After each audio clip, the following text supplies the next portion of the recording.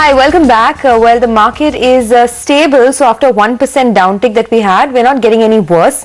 At least the selling pressure has been arrested. A couple of stocks do deserve mention though. JSPL is seeing a huge up move this morning, so 10% higher on JSPL, and the volumes are picking up as well. Haven't seen this kind of a run on that stock in a while. Hathway Cable is another one, up almost about 5% over there. And Dish TV has had a great run all of this year, and that continues into the year end. So Dish TV up almost 1.5% in trade today as well. So a lot of individual stocks are looking good, but let's get focus on the commodities market now. That's the first tick that you're seeing on gold, 25,391. So gold has fallen quite a bit in the last many days, and we haven't seen too much festive buying in gold as well. Silver MCX2 is absolutely flat, but let's take a look at some of the other commodities. Crude is the other one that's for you, down about 0.6% in crude. But let's get our commodity guest in now. Naveen Mathur of Angel Commodities joins in. Naveen, hi, good morning. Let's start off with gold.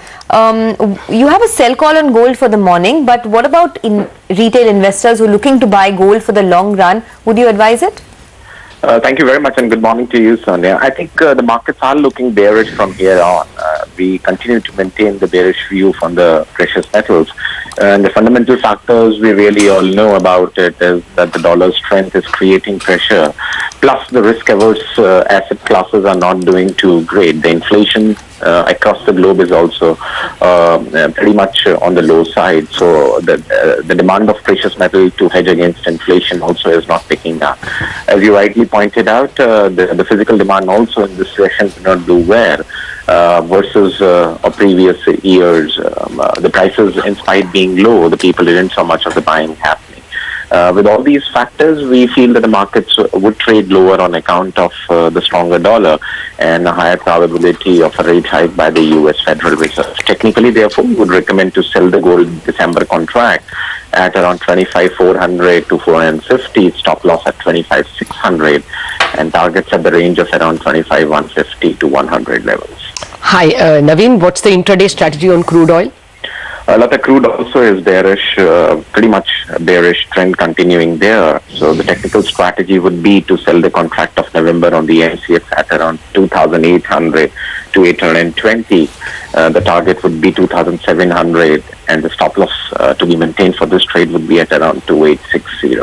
And you have a sell on copper as well. Yeah, we have the sell on copper too at around 320 to 321 for the November contract on MCX. The stop loss at 324, and 314 to 313 would be the targets for the day. What about on silver? Silver also is a sell. We are all bearish today on the commodities, and 34,000 would be the levels to sell across on the December contract. 34,500 would be the stop loss, and targets at around 33,400 to 33,300. All right, we'll leave it at that. Thank you very much, Naveen Mathur, for joining us. Silver hasn't even been a hedge against inflation. It's been such a meek performer. Well, let's turn to the economy itself. A bunch of FDI relaxations have been announced. Romesh Sokti, Managing